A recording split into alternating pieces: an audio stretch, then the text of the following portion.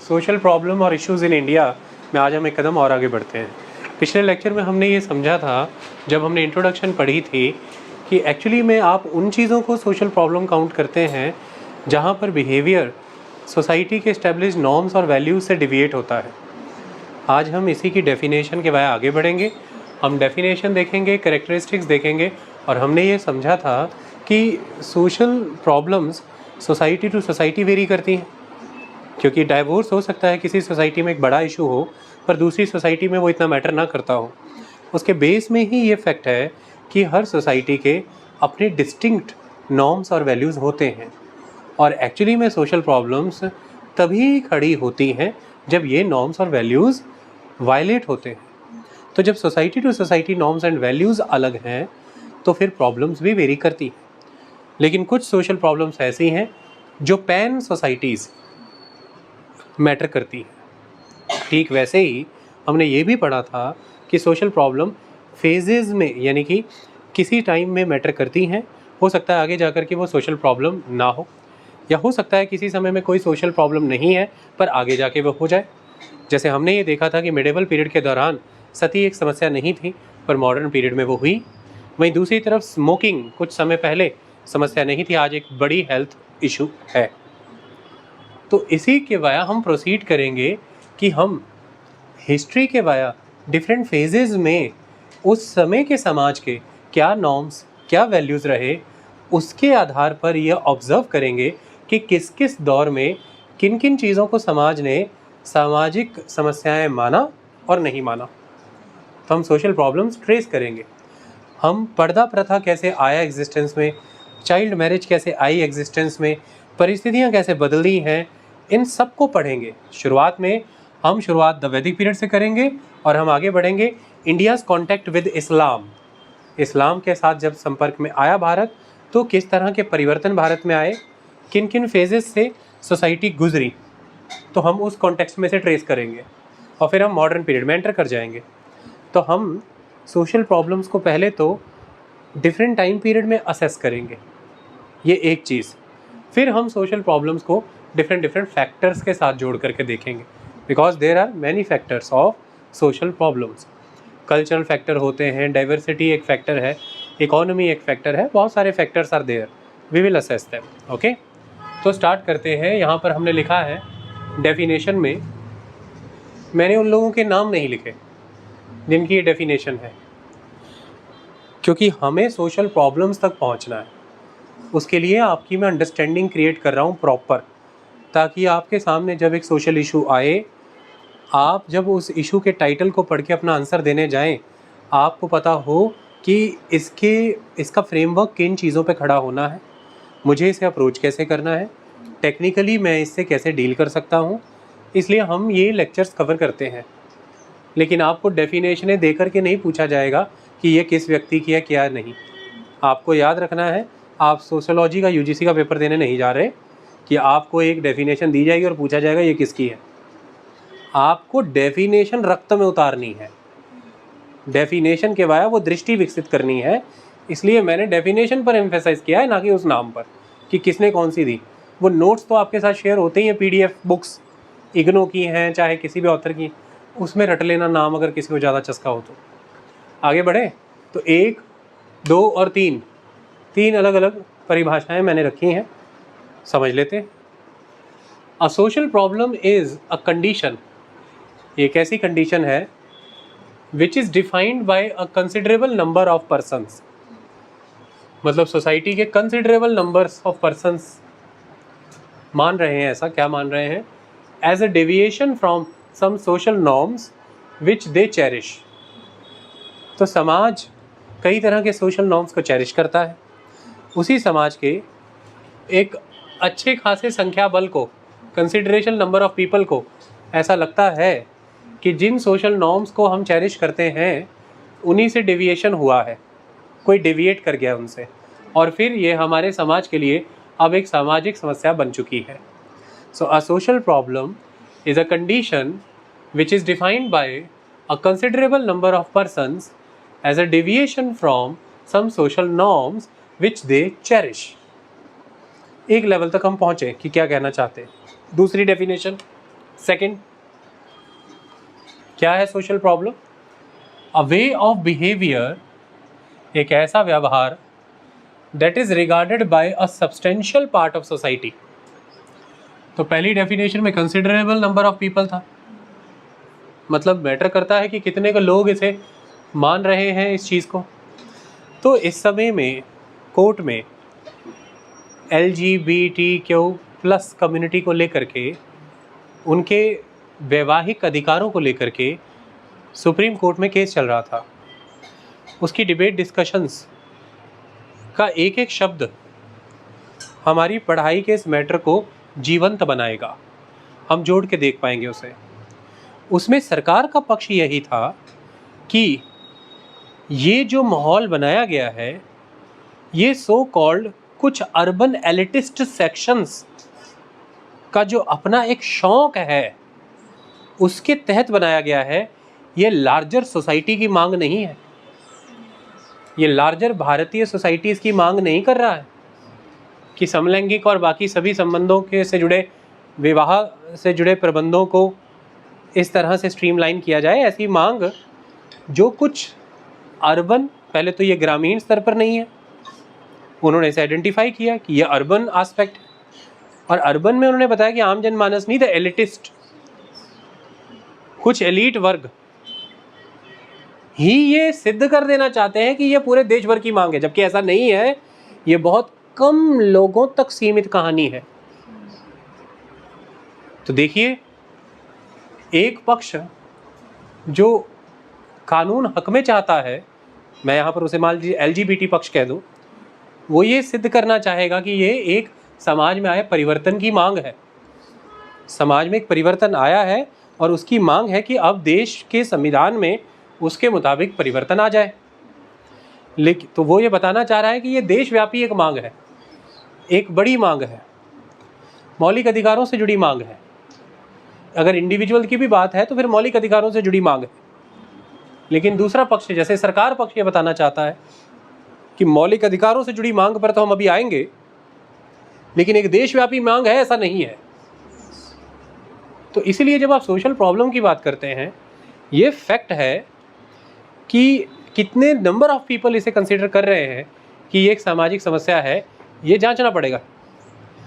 Otherwise आपने कैसे बाल कटवाए हैं, हो सकता है कि आपके घर के लोगों को ना पसंद आए, पर मोहल्ले वालों से पूछेंगे तो कहीं हमें क्या लेना है इसके बालों से, कटा जैसे कटाने, गंजा हो जा। और पूरे ज़िले के लोगों से पूछेंगे, कहेंगे भरा हाथ जोड़े ताडे, चलो साइड से। मतलब वो कोई सोशल प्रॉब्लम नहीं है।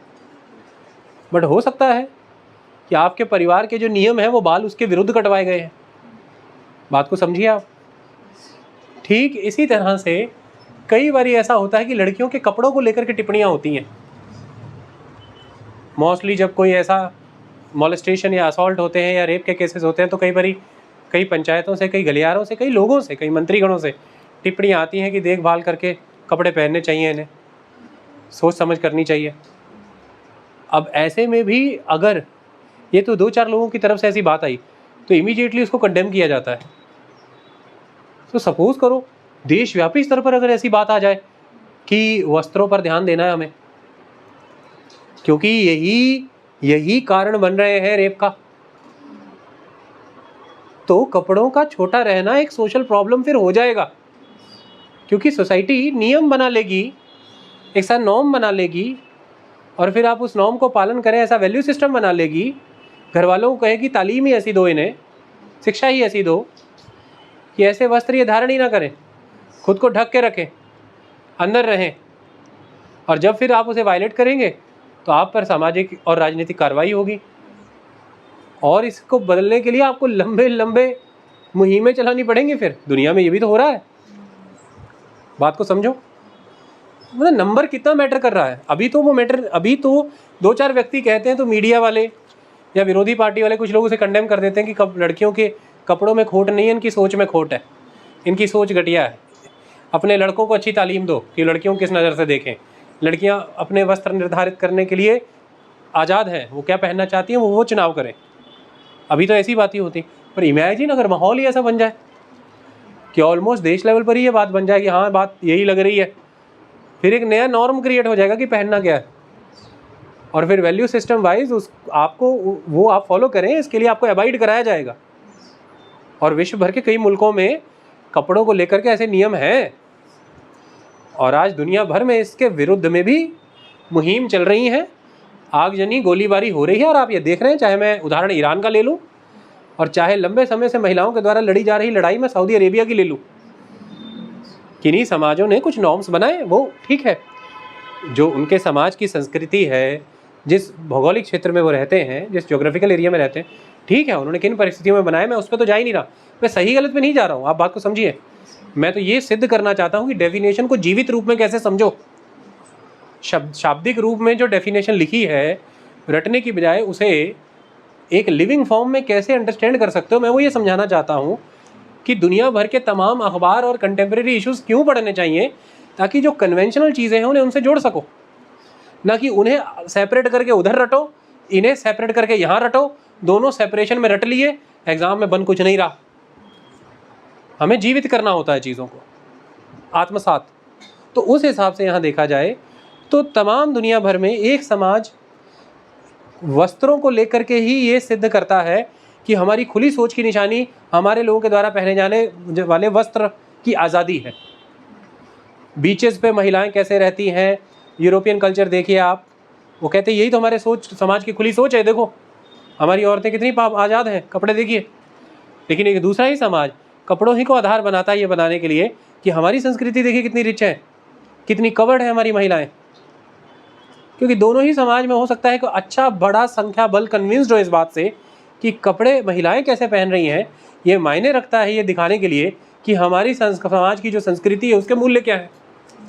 संख्या बल कन्विंस्ड है, क्योंकि हम क्या पहनते हैं, क्या खाते हैं, ये संस्कृति का हिस्सा होता है, इसी से कल्चर बनता है। और फिर दोनों ही समाजों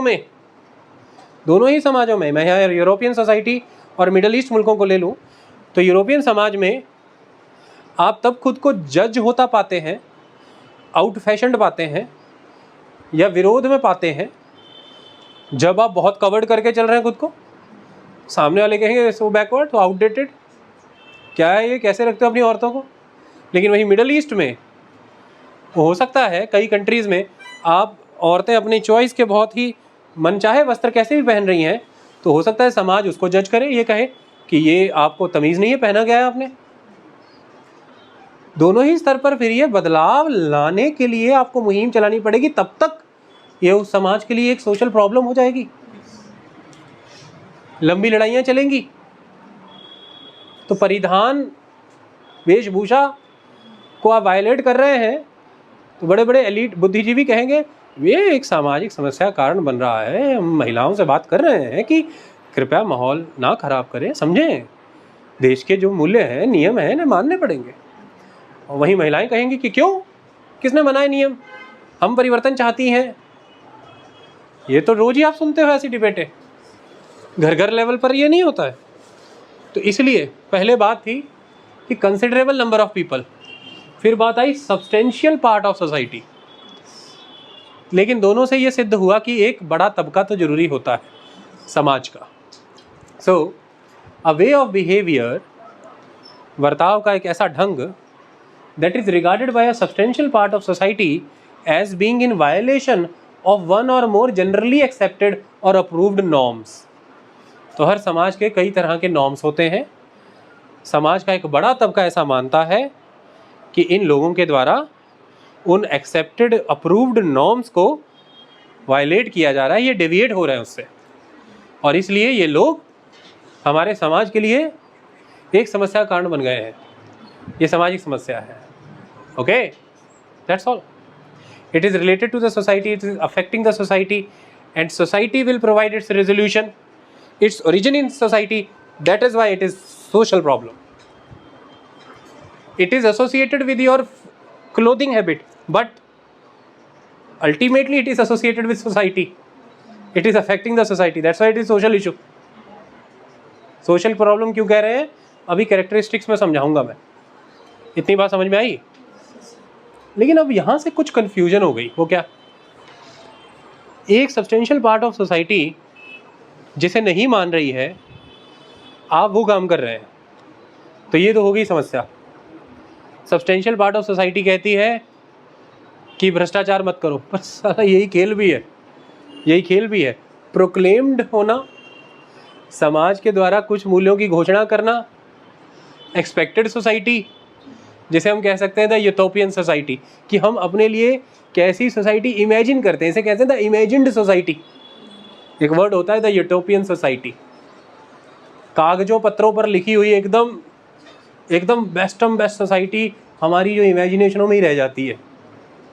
तो मैं मानता हूँ कि हर सोसाइटी ने ये संकल्प तो लिया होता है कि भ्रष्टाचार ना हो, पर हर सोसाइटी का हर व्यक्ति, जब मैं कह रहा हूँ कुछ एक्सेस नहीं कर रहा हूँ, क्योंकि मैं करप्शन को सिर्फ मॉनेटरी सेंस में नहीं देखता हूँ। Corruption social, emotional, spiritual, economic, political हर सेंस में होती है। इवन एजुकेशन स्टूडेंट भी करता है।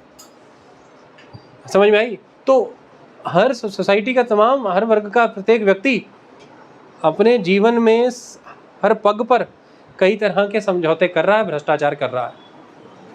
लेकिन हर समाज का एक इमेजिन्ड क्लॉज और क्लेम है भ्रष्टाचार रहित समाज। तो that's why the imagined society is totally different society from the real one. जो एक सत्य जमीनी समाज है, उसके मुकाबले जो एक राइटर का, ऑथर का इमेजिन्ड समाज है, वो अलग है। That is a utopian world.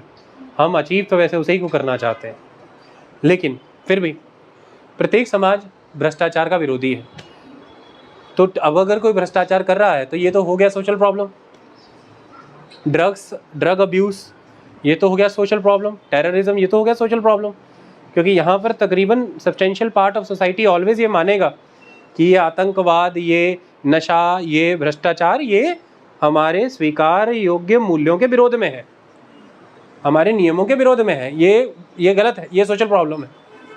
अगर फिर मैं इसी डेफिनेशन से चलूँ तो फिर इसका क्या, कि समाज ने इस चीज़ को नॉर्मल माना और समाज ने इस चीज़ को एक्सेप्ट किया, और प्रॉब्लम अब इस वजह से है।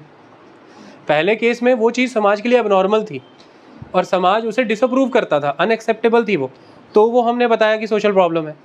पर एक केस ये भी तो हो सकता है कि वो सोसाइटी में नॉर्मल चीज़ है और सोसाइटी एक्सेप्ट कर रही है उसे, फिर भी प्रॉब्लम क्रिएट हो जाए। जैसे पंजाब, हरियाणा, वेस्टर्न उत्तर प्रदेश के एरिया में ग्रीन रेवोल्यूशन आने की वजह से हाई यील्डिंग वैरायटी सीड्स का प्रयोग हुआ, यानी कि अच्छी पैदावार देने वाले बीजों का इस्तेमाल हुआ, जिसके लिए बड़े पैमाने पर केमिकल फर्टिलाइज़र्स, रासायनिक उर्वरक या खादें डाली गईं, पेस्टिसाइड्स और इंसेक्टिसाइड्स डाले गए, जिनकी वजह से आज बड़े स्तर पर भूमि की, मृदा की, सॉइल की जो क्वालिटी है वो डिग्रेड हो गई। और आज वो डिग्रेडेड सॉइल क्वालिटी फर्टिलिटी में रिड्यूस है, कम हो गई। पैदावार बनाए रखने के लिए लागत के रूप में आज ज़्यादा से ज़्यादा फर्टिलाइज़र लग रहे हैं, तो किसान की इनपुट कॉस्ट बढ़ती जा रही है, बट आउटपुट जो है वो कहीं ना कहीं स्टेगनेंट हो रही है। इससे ऋण चढ़ रहा है किसानों पर, कर्जा चढ़ रहा है, किसान मौत के घाट उतर रहे हैं, किसानी आमदनी घट रही है, देश में आंदोलन हो रहे हैं। आज वही डिग्रेडेड सॉइल एक सोशल प्रॉब्लम बन चुकी है। पर ये डिग्रेडेशन तो इस वजह से आया ना कि सारे समाज ने मिलकर चुना था इसे। That green revolution was the accepted thing of the society, that green revolution was approved thing of the society. Likewise the population explosion, उसे फिर कहाँ रखूँ मैं? सारा समाज 1950 के पहले, 1930-40 के दशक में जनसंख्या पर कोई तवज्जो ही नहीं है देश में, कहते ना छोड़ो, कोई चक्कर ही नहीं। लेकिन 1950 के बाद अच्छी मेडिकल फैसिलिटीज़ के कारण, आमदनी बढ़ने के कारण, रोज़गार के नए साधन पैदा हुए। यार हिंदी बोल देता हूँ पर तुम इंग्लिश में भी बोल रखा है कई बार इन सब बातों को। So the new means of employment, मतलब तुम प्रैक्टिस दोनों में किया करो, मैंने कितनी बार समझाया है। मैं बोल रहा हूँ, मुझे दूसरा भी आता है बोलना। रोज़गार के नए साधन, the new means of employment, तुम लोग प्रैक्टिस करनी छोड़ा मत करो, दोनों में, दोनों तीर अपनी रहने चाहिए। ओके, तो रोज़गार के नए साधनों का सृजन हुआ। सीधी सी बात है यार कि देश के स्तर पर वेल्थ बढ़ी है, अपनी देश की सरकार आई, देश आज़ाद हुआ, बेहतरी हुई, लोगों ने उसे, सबने एक स्वर में रिस्पॉन्स किया, अच्छा भोजन मिला, सब हुआ, और अच्छी मेडिकल ट्रीटमेंट मिली, बर्थ रेट बढ़ गया, डेथ रेट घट गया, जीवन लंबा हुआ सबका। तो ऐसे में तो सबने अपने अपने घर में 2-2, 3-3, 4-4 बच्चे सबके पैदा हुए, पॉपुलेशन कैसे एक्सप्लोड हुई देखो। तकरीबन अपने मम्मी पापा सबको पूछो कितने भाई बहन है, जाओ पता लगाओ और पता करो सब आज़ादी के बाद बूढ़ी जन्मे, उसी तरफ आसपास ही जन्मे होंगे। अमूमन ही आपकी 2-2, 3-3 मामे, चाचे, ताए, मासियाँ, बुआ, फुफड़, मामी होती हैं। आज जो बच्चे पैदा हो रहे हैं उनके लिए बेचारे समस्या होगी, क्योंकि ना ताया मिलना, ना चाचा मिलना, ना मामी मिलनी, ना मासी, बुआ, फुफड़ बहुत रेयर हो जाएगा, क्योंकि बच्चा ही एक आधा हो रहा है अब। बट पहले तो आप लोग कितने अक्सर या तो छोटी मासी वाले बड़ी मासी की तरफ छोटी मामी, बड़ा मामा, छोटा ताया, चाचा, बड़ा पत्नी, कौन सा, इतने किधर से पैदा हो रहे थे। और मोहल्ले में किसी ने भी एक दूसरे के घर पे आक्रमण किया कि ओए तूने 3 बच्चे कैसे पैदा कर दिए, देश की बर्बादी कर रहा है। सबने एक दूसरे को खुशियां दी, बधाइयाँ दी, कहते ओए लड्डू पेड़े बांटो, गुआंढ में बच्चा हुआ है, त्यौहार मनाए, उत्सव किए। तो समाज ने स्वीकृति दे करके, सहमति दे करके, सबने मिलजुल कर के योगदान दे करके, सभी जातियों ने, सभी वर्गों ने, पंथों ने, धर्मों ने बच्चे बढ़ाए, तो पॉपुलेशन एक्सप्लोजन हुआ। और आज वही population explosion one of the biggest social problem बन गया इंडिया के लिए। समझ में आई? तो तब आपको किसी ने भी समाज से बहिष्कृत किया, यो हो 4 बच्चे पैदा कर लिए तूने, तो इसे शादियों में बुलाना बंद करो यार। लेकिन जैसे ही आपने उस समय में भ्रष्टाचार किया और सिद्ध हो गया कि ये भ्रष्टाचारी है, फिल्में देखते हो ना, कमरा बंद किया, पुलिस वाले ने गोली मार ली, क्यों? समाज में थू-थू हो गई। लेकिन वहीं तीसरा चौथा बच्चा हुआ तो कभी सुना किसी ने गोली मार रही? उल्टा सारे कह रहे हो लाले दी जान, फिर से एक और टीम बना ले पूरी क्रिकेट की। यही हो रहा ना फिल्मों में। मतलब ये एक्सेप्टेड चीज़ थी, तो फिर वो डेफिनेशन तो वहाँ काम नहीं आई, वो डेफिनेशन तो वहाँ काम नहीं आ रही, क्योंकि सोशल प्रॉब्लम आज मिनेस है। किस सेंस में? पॉपुलेशन एक्सप्लोजन के केस में, ठीक इसी तरह से सॉइल डिग्रेडेशन के केस में। और यहाँ पर ये दोनों चीज़ें तो समाज ने खुद आगे बढ़ करके करी हैं, और ये दोनों ही चीज़ें आज हमारे लिए सामाजिक समस्या का कारण है। यहाँ पर तीसरी डेफिनेशन एग्जिस्टेंस में आती है, इसको सुनो। अब मैंने यहाँ पर तीसरी लिखी है, कार ने दी है ये, क्या कहते हैं? A social problem exists whenever we become conscious of a difficulty. Social problem तब अस्तित्व में आती है जब हम जागरूक या सजग हो जाते हैं किसी समस्या को लेकर के। और वो समस्या क्या है? That is a gap. वो एक गैप है between our preference and the reality. हमने प्रेफर किया था कि देश में फूड सिक्योरिटी आएगी, देश आत्मनिर्भर बनेगा खेती में, देश स्वयं प्रभुता को प्राप्त करेगा, यानी कि सेल्फ रिलायंस होगी, सॉवरेनिटी आएगी, किसानों की आमदनी बढ़ेगी, देश में नया रोजगार पैदा होगा। चलो हरित क्रांति लाते हैं, ग्रीन रेवोल्यूशन लाते हैं, ये हमारी एज अ सोसाइटी प्रेफरेंस थी। लेकिन रिजल्ट क्या निकले, रियलिटी क्या निकली? वेल्थ कंसंट्रेट हुई, बड़ा किसान लाभान्वित हुआ, छोटा किसान मार्जिनलाइज हुआ। किसान आज देखिए, बिहार, ईस्टर्न यूपी, झारखंड, छत्तीसगढ़ की गरीबी है, बेअंत है, किसान फांसी नहीं लगा रहा है। क्यों? मार्केट ओरिएंटेड एग्रीकल्चर सिस्टम अभी वहाँ उतना विकसित ही नहीं हुआ, ग्रीन रेवोल्यूशन जैसी चीज़ें वहाँ हुई नहीं। लेकिन आप पता लगा लीजिए, चाहे वो विदर्भ का किसान होगा जो कैश क्रॉप में डील कर रहा है, और चाहे वो पंजाब, हरियाणा, वेस्टर्न यूपी में ग्रीन रेवोल्यूशन के क्षेत्र से प्रभावित किसान है, यहाँ पर आपको फार्मर सुसाइड दिखेगा। बहुत सारे और रीज़न है, और खुशियाँ मनाओ, हम करने ही वाले हैं सोशल प्रॉब्लम में ये टॉपिक, सुसाइड फार्मर का करने वाले हैं, इसका इंडिविजुअल चैप्टर है पूरा, एक से एक भयंकर चैप्टर करने वाले हैं, ज़िंदगी हिल जाएगी मतलब। तो इस क्षेत्र में ये किसान मृत्यु के घाट उतर रहे हैं। इसका बड़ा कारण है कि जिस एक्सपेक्टेशन के साथ हम लेकर के आए थे ग्रीन रेवोल्यूशन, जिस प्रेफरेंस के साथ लेकर के आए थे, समय में फिर रियलिटीज़ उसके अगेंस्ट भी जा कर के निकली। तो हमने फिर ये पाया कि लाए जिस उद्देश्य से थे, नतीजे जो निकले, ये गैप आ गया। ये गैप हमारे सामने समस्या की तरह आया, डिफ़िकल्टी की तरह आया। यही समस्या को लेकर के हम जब सजग हो गए, हमने जब इसे एक्नॉलेज कर दिया, उस दिन से, उस पल से हो गई वो हमारे लिए सामाजिक समस्या, सोशल प्रॉब्लम।